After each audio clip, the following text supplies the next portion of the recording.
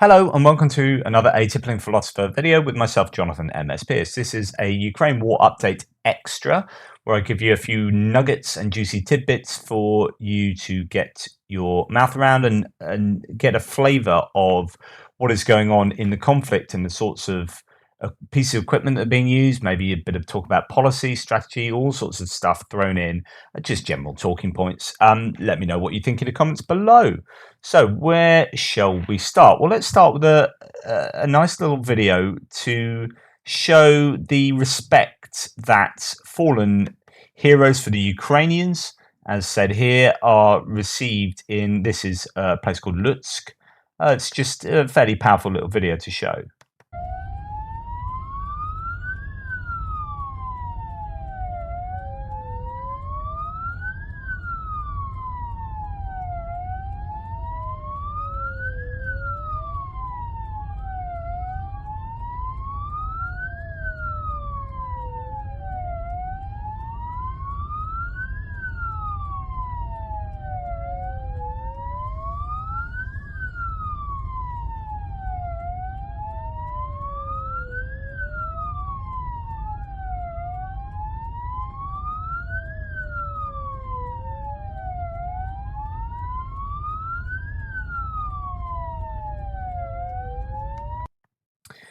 So yeah, that's just, I don't know what that tells you particularly, other than the respect that the Ukrainians themselves have for those that are fighting to defend their homeland.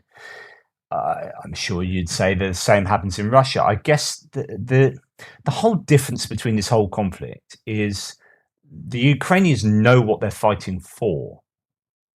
They're fighting for their homeland. They're fighting for their families. They're fighting for their freedom against an invading force that has come to impose themselves on a sovereign nation.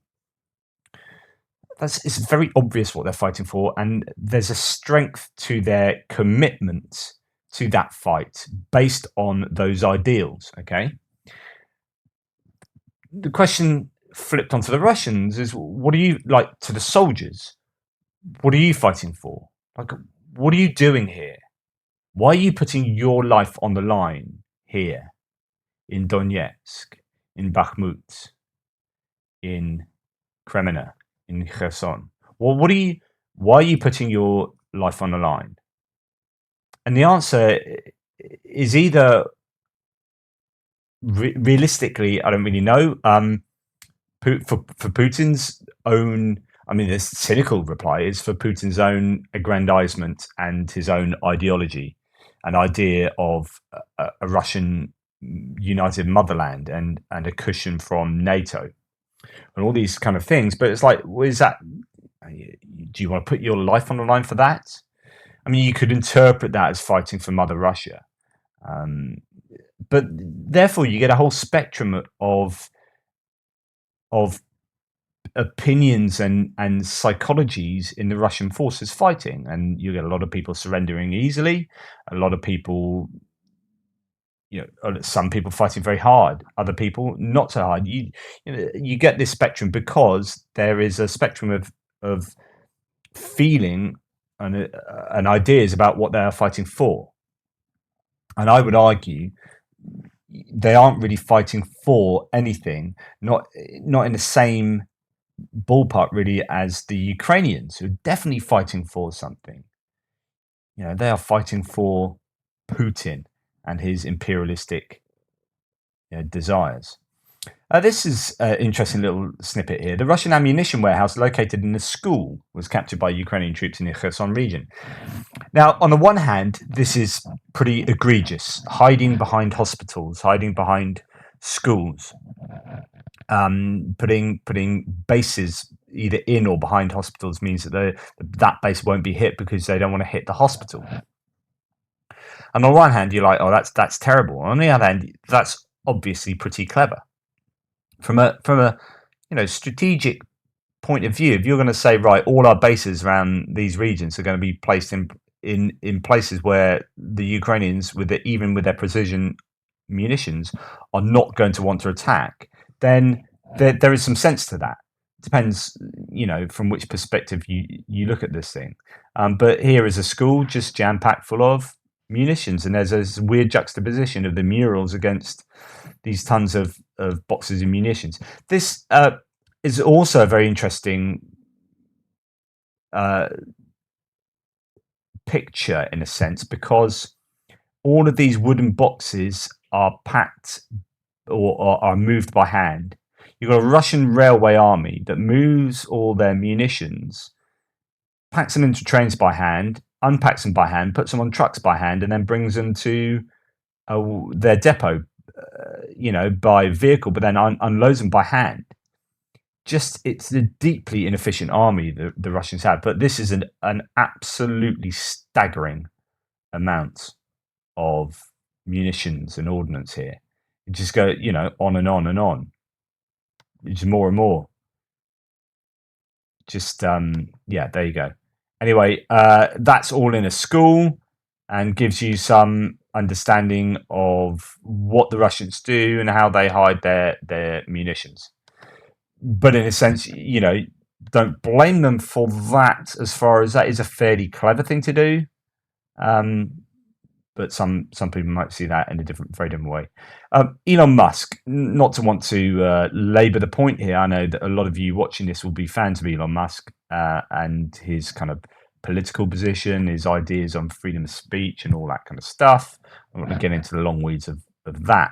However, what is indisputable is that he has gone from hero to zero in Ukraine. So whatever you think about Elon Musk, they don't like him now because of and I would agree, the pretty egregious things he's been saying on Twitter with regard to the kind of the conciliation, the appeasement of the Russian aggression.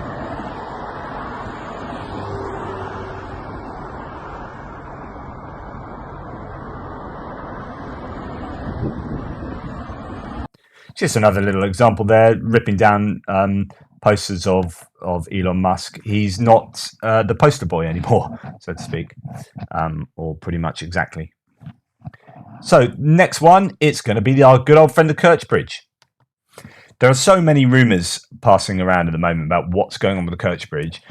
There are floating cranes there, and you can see a whole section appears to have been almost put back there. There are claims that the road bridge is going to be finished or is finished or, whatever, a lot sooner than the rail bridge. The rail bridge might take a little bit more work, either structurally or in terms of the track, due to the fierce fire that was on it. Here's some satellite imagery to show that there are Russian military trucks being ferried now, and they are relying quite heavily on ferries to do some of the work. But the problem is the throughput you can get using ferries instead of a bridge is minimal. As a result, there is now 3 to 4 day wait at the ferry crossing in Crimea. 900 trucks are in the line at the moment. It's quite phenomenal. Look at that line.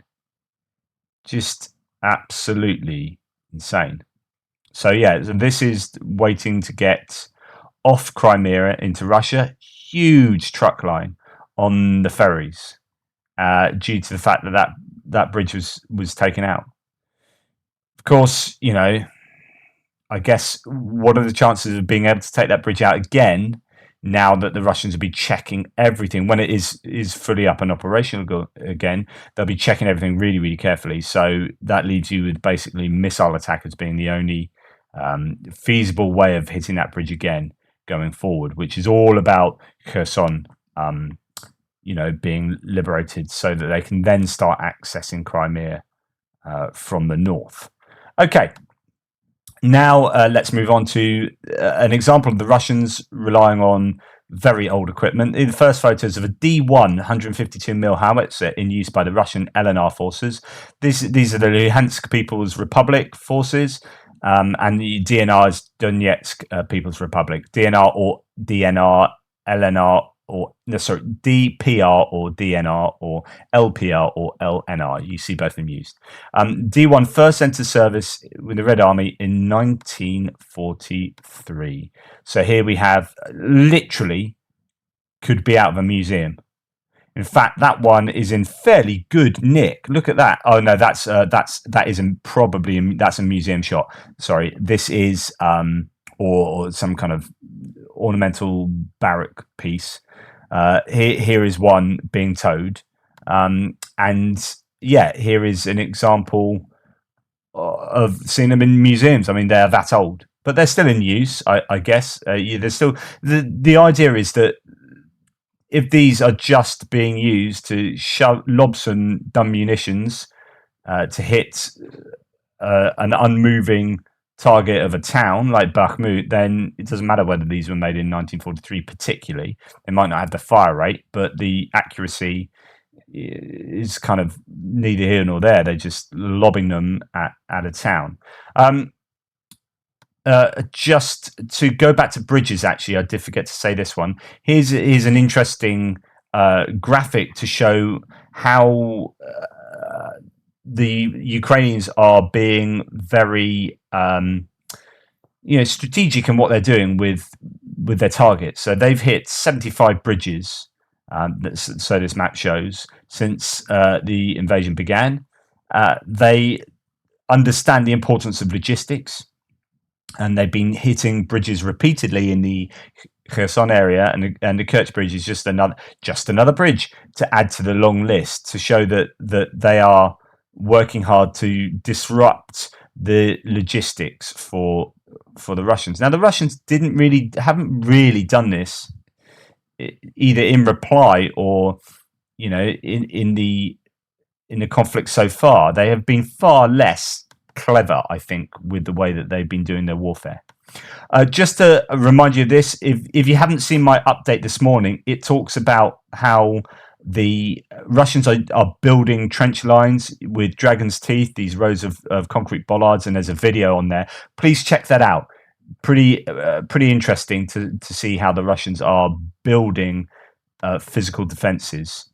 Okay, I talked in yesterday's extra video about the Excalibur precision munition.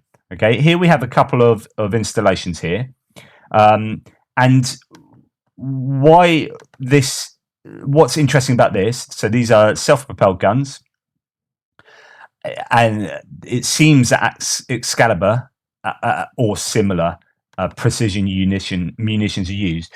How we're pretty confident of this is you look at the fields, there's not a single crater, not a single pockmark, right? So you know that already it's not like they've been hammering these positions with counter battery fire. Nothing has been thrown at these positions yet, as far as we can tell. And then when you see a video like this, and you know you've got eyes in the air, right? But even if this was dumb munitions, you'd be walking in the munition. We have one hit. One hit takes out an SPG straight away. So this is almost certainly a precision munition, something like the Excalibur. Hits it, you can see all the shrapnel there. I talked about that a few times recently. And that SPG is a goner. Just that one hit takes it out. And that's the end of that.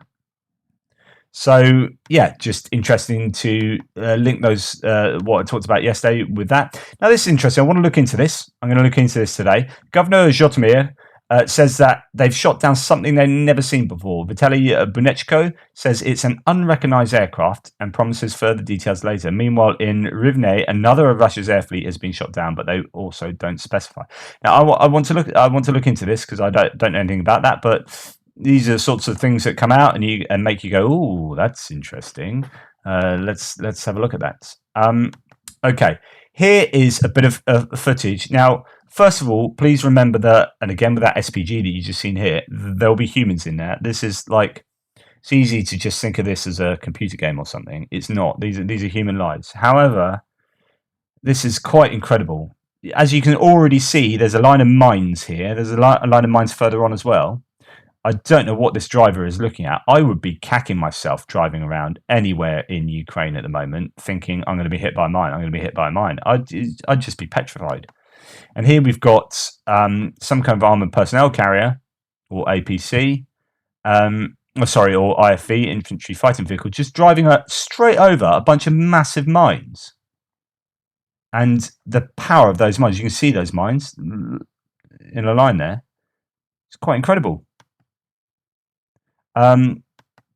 Just there you go. And you've got a guy. What's incredible there? Survived. But I guess the important thing is that and there he is walking away. He'll be shell shocked. Just incredible. It's incredible that you can survive that, but you know that's the armor on these things doing its job. But B, that just look around, guys. There's some bumps in the road. You might want to watch out for that. Bosh. Throws it up, and yet at least one, maybe I think 2 guys survive. So there you go. What the Russians have kind of admitted, the Moscow Times, which is independent news from Russia, has admitted that 90,000 irrecoverable losses have been suffered by the Russian soldiers in Ukraine. So over 90,000 Russians have died. This is sort of big news the last couple of days. Cannot be accounted for or have suffered such serious injuries that they are unable to return to service. Independent Russian media Project iStories reported on Wednesday, citing sources close to the Kremlin. The figure falls roughly in line with the estimates made by the Pentagon and other Western governments in late August. So that's a couple of months out now, really, or at least a month and a half out. So, which stated that around 70 to 80,000 Russian soldiers have been killed or have been seriously injured since the Russian invasion began on February 24th. Now, what the Ukrainians say at the moment is 63,800 have died, and that doesn't include Wagner mercenaries, by the way. And usually you operate to 3 to 4 times that in terms of casualties taken out. So if you had 60,000 and let's say 3 times that, which is 180,000, so add those together, you got 240,000. So arguably, if the Ukrainians are accurate, that's 240,000 taken out. Now, 90,000 is obviously far less than that, but it's still quite an admission from a Russian source, albeit an independent Russian source. Yeah, that's not what the Russian government are admitting, but they're saying citing sources close to the Kremlin. Now, you can imagine that a source close to the Kremlin is still not going to be accurate. I'm sure Putin's not going to be given accurate numbers, and I discussed that with you in the last couple of videos, so you can check out my recent extra videos to look at how those numbers get inflated or deflated. This could be Ukrainian propaganda, claims in Kherson of a large group of new conscripts surrendering. The claims are interesting and believable, but without substantive proof. So this is released by 24 TV, a Ukrainian TV station, sent to fight with no training or equipment. Russia's mobilized fought their own commander to give themselves up. If that's true, I mean, it is unsurprisable. It could just be propaganda, of course, to then feed into, the Russians get hold of this and they might start thinking, oh, I could give up, and it kind of spreads like a contagion, but it might not be true. However, that wouldn't surprise me at all. Now, there is some interesting analysis here in Foreign Affairs. I don't have a subscription to this, so I can't get it down but behind the paywall. I've used up all my free reading of Foreign Affairs. I mean, it's a good magazine. The coming Chinese weapons boom. So the idea that Russia have, and I talked about this in a previous video, that Russia have completely damaged their weapons export market. No one's going to want to buy Russian weapons now because they have been shown in very poor light in this campaign. They might sell a few to Syria and other places, but ostensibly, the time of the Russian military industrial complex exporting huge amounts of, they're the second biggest exporters outside of America, right? I think those days are now over. Who will replace them? If it's not America, it's going to be China. And in fact, China, it just hasn't been particularly in the market, but they've been growing and growing and growing. And their military is now really competing in a tech side of things with Western military. But here, this is the low end of the arms market, the cheap stuff, right? The AK-47 equivalent. So it's that kind of stuff. Watch out. China is going to be a huge player on the market in that market going forward. Okay, here's we talked about T-62s being really old tanks from the early 1960s onwards.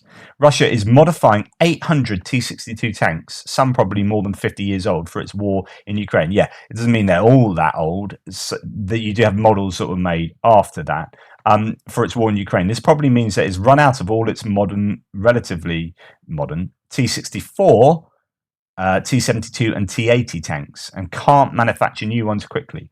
So the sanctions have pretty much crippled Russia's ability to make stuff, especially things that require like microchips and whatnot. So here we have a factory working on T-62s, like really old tanks.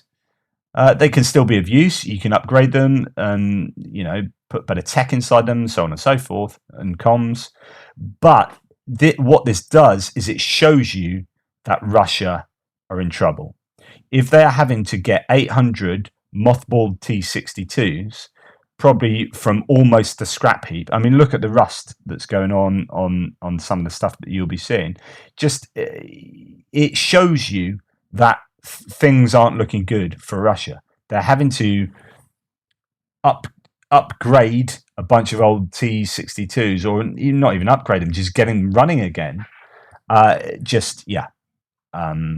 luck with that. But they will still obviously be of use to the Russians, but it's just indicative of the situation they are in right now with regards to their arms industry and their equipment. Okay. Now, I'm not going to show you this video because it does show someone who's died.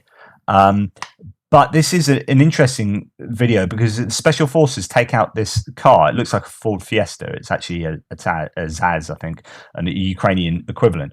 But an old sort of Ford Fiesta driving down a road, and they take it out. His wheels are sort of blown off, bullet holes all over it.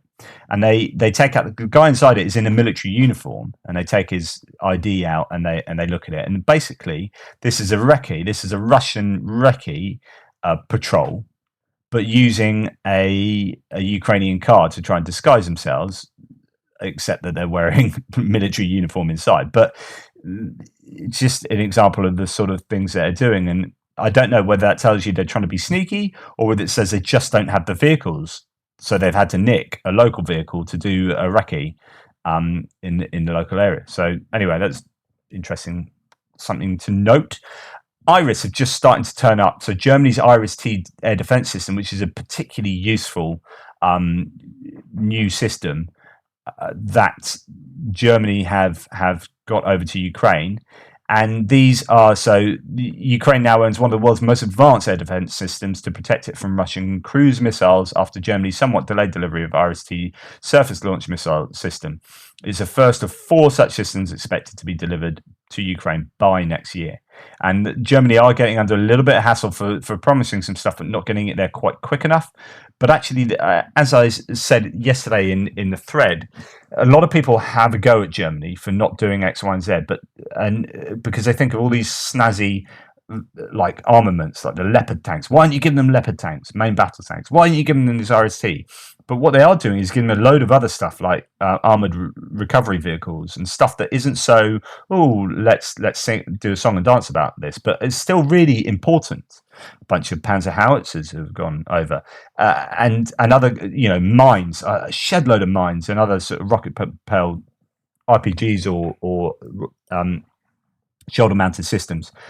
They've given a whole bunch of stuff. So, be careful where you throw your criticisms, I guess. Here, each system comprises 3 vehicles, a missile launcher, a radar, and a fire control radar, with integrated logistics and support. The missiles, which use infrared imaging to identify targets, are said to have a range of up to 40 kilometers, 25 miles, and a maximum altitude of 20 kilometers, 12.4 miles, that's up, and come equipped with a radar and a range of 250 kilometers or 155 miles. The missiles are also deployable 360 degrees around the launcher. According to Deal, the system is most effective as part of a layered air defense in combination, for example, with the US-made Patriot, which they don't have in Ukraine. People are calling for Patriot to be used, which has a higher maximum altitude. So the Patriot can fire higher into the air, so to get some of those cruise missiles when they're higher up, or aircraft, where these will hit things lower down. But the radar has a pretty decent range. So you can see things coming, and when they get close enough, hit them with that. So the Ukrainians have been crying out for systems like this, or more systems like this. They do have some NASAMs. So this is a NASAM system. They do have some of these, and there are more should be on the way, I think. These are the Norwegian Advanced Surface to Air Missile System, or the National Advanced Surface to Air Missile System. And these are, again, medium to long range air defense. They can't. They use generally sidewinders, the Ghost Eye radar system, and again, like a network of stuff to provide air defense. And that is exceptionally useful, and Ukraine need them. They just need loads more of them, a whole network of this stuff. They've also got things like Jeopards, which are these autocannons on top of a vehicle that has radar, really good radar. And they've got a bunch of German Jeopards that can produce a radar network. The first thing you need to do is find out what's in the air before you can hit them and take them out. Anyway, so that's NASAMs, but the Iris is starting to turn up, and it's not going to be a game changer, but it's hugely important. Here's an example of a Ukrainian fighter jet taking out a drone, a kamikaze drone, one would assume. So even the Air Force are doing their bit.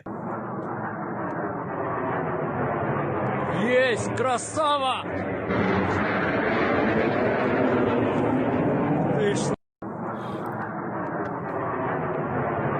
So firing off a very expensive missile to hit a not so expensive drone, but we talked about this before, which is, they need to do that in order to stop the drone from doing its damage, or from doing its reconnaissance, or both.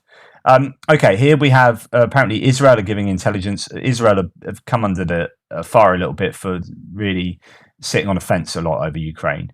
There's a lot of tech they could be helping Ukraine with. So Israel giving intel on Russians' Iranian drones to Ukraine. A senior Israeli official reportedly also said that a private Israeli firm was giving Ukraine satellite imagery of Russian troop positions. So it's that kind of intelligence is so important for the Ukrainians. Anyway, a bunch of stuff to get your teeth into. Hopefully that's been fairly useful for you. Again, I'm doing collaboration with reporting from Ukraine and UA Supporter. They have a bunch of merchandise if you want to support them.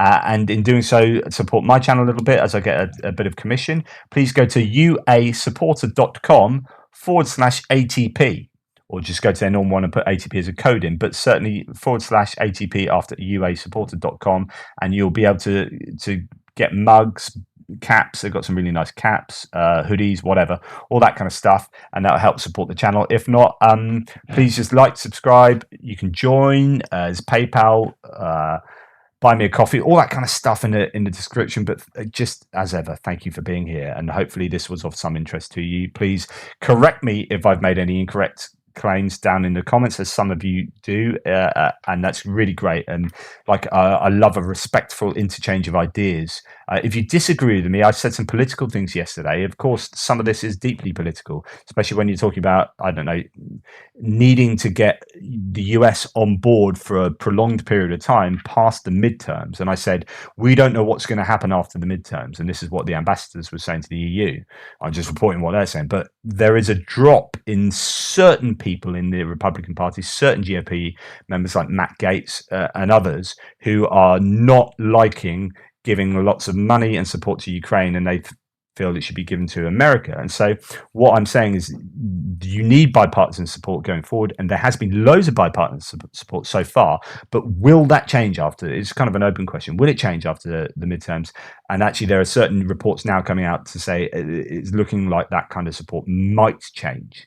There's a strong possibility it could change. So I'll try not to be political myself. I have my very, very hardcore political feelings, but obviously channels like this there'll be a whole range of people, and people who are interested in military and national identity and stuff like this are very often going to be sitting on the right. And if I'm not sitting there with them, it's still, hopefully this should be useful and interesting stuff for you. I don't want to politically alienate people because of my own position, although sometimes I will have to make claims that will inform what's going on geopolitically or strategically, that will be based on some kind of political evaluation.